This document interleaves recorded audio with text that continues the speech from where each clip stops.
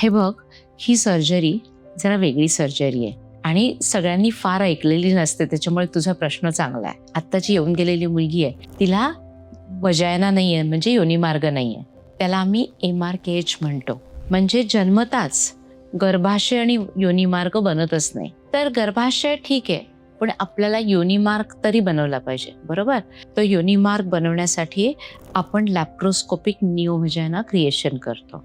ही surgery तशी आमच्यासाठी routine आहे, कारण साधारण दर 2 ते 3 महिन्यातून एक अशी मुलगी येते की जिला वजायना नसतो. तर दर 5,000 मध्ये एका मुलीला असं असतं. पण ती पूर्ण स्त्री असते, कारण तिची ब्रेस्ट छान डेव्हलप झालेली असतात, तिच्या शरीरामध्ये हार्मोन्स असतात, तिला इंटरकोर्स ठेवायची इच्छा असू शकते, तिला स्वतःची बाळं पण होऊ शकतात, कारण त्यांच्यामध्ये ओव्हरी असतात. त्यामुळे फक्त वजायना आपण क्रिएट करत असतो. ते वजायना जेव्हा क्रिएट करण्याचं ऑपरेशन हे होतं, त्यानंतर 2-4 दिवसाचीच आम्ही बेड रेस्ट ॲडवाईज करतो. त्याबरोबर इन्फेक्शन होऊ नये म्हणून काही अँटीबायोटिक दिली जातात.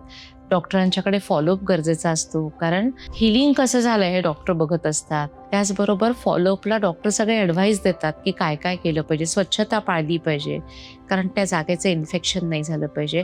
आणि सर्वात महत्त्वाचं म्हणजे रेग्युलर वजायना आपल्याला डायलेट करायला लागतो. त्यासाठी डॉक्टर आपल्याला ग्लास किंवा सिलिकॉनचे डायलेटर ॲडवाईज करतात.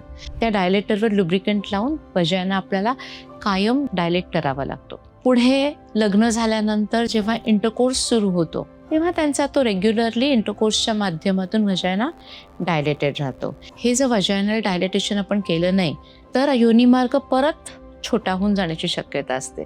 त्यामुळे हे डायलेटेशन फार गरजेचं असतं. त्यामुळे फॉलोअपमध्ये असं खूप काही जास्त असं नाही आहे, एवढं जरी केलं तरी सफिशियंट आहे आपल्याला.